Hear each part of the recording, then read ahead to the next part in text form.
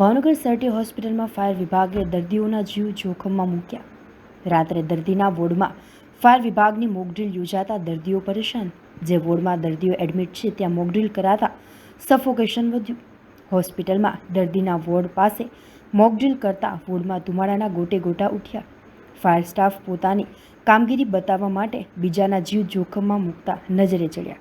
જો મોકડ્રીલ દરમિયાન કોઈ વ્યક્તિને સફોકેશનની તકલીફ થાય તો જવાબદાર કોણ?